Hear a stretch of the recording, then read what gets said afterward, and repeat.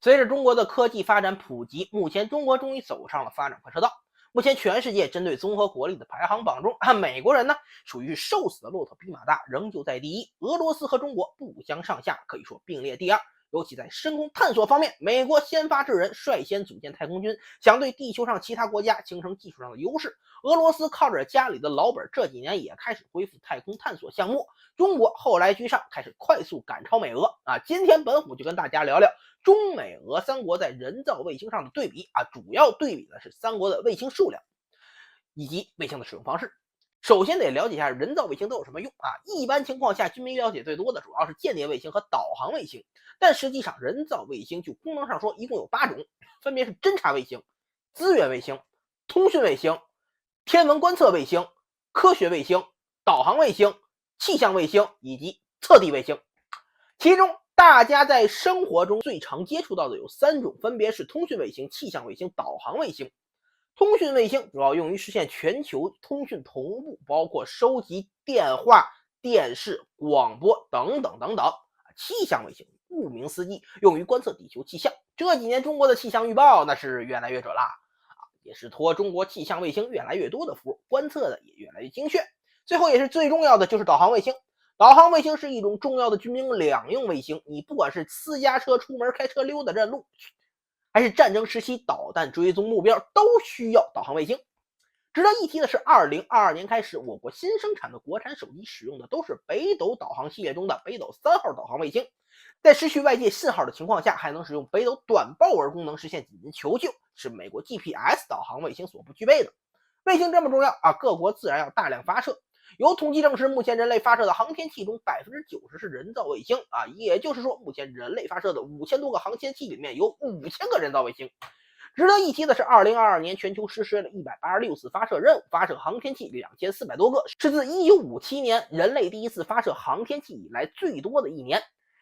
其中人造卫星数量高达2100个啊！中美俄三国都有多少卫星呢？啊，先说美国，美国目前人造卫星数量2944颗，全球最多。在全球卫星总数占比超过70%，这意味着目前美国方面是占有航天方面绝大部分资源的，只不过美国人发射的卫星里面有一大部分是星链。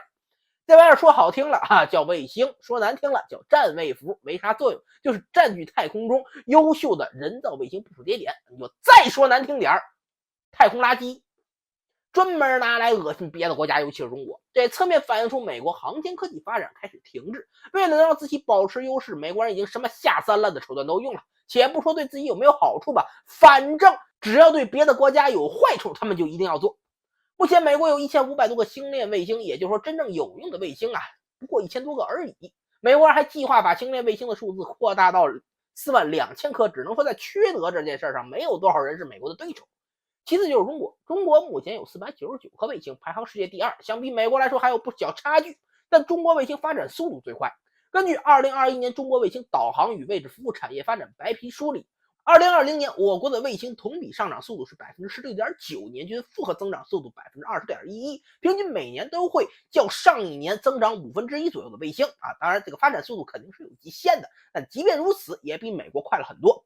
紧接着第3名俄罗斯，俄罗斯说是个大国，但在航天技术上的缺失很严重。苏联解体时，大量科学家流亡海外，带走了大部分的苏联航天技术，以至于俄罗斯出现严重的技术人才断层，只能依靠苏联遗产实现航天需求。但即便如此，在过去很长一段时间里，俄罗斯航天局都是没有研发能力的，能做的就只有出卖劳动力，把自己的发射台租出去，造火箭，搞商业发射，帮助其他国家发射航天器和卫星给俄罗斯创收仅此而已。直到2021年，俄罗斯才算是恢复了一部分的航天技术储备，有足够的技术力量进行太空探索工作。面对俄罗斯的崛起和中国的快速追击，美国人打算用更下三滥的招式比如说，目前美国政府正极力劝说苹果、英特尔等一众企业撤出中国市场，撤出俄罗斯市场，说服台积电去美国建厂，多次为华为改变规则等等，都是为了支持中国和俄罗斯两国在航天技术上的发展速度。但光阻止对手发展没用，这只是辅助手段，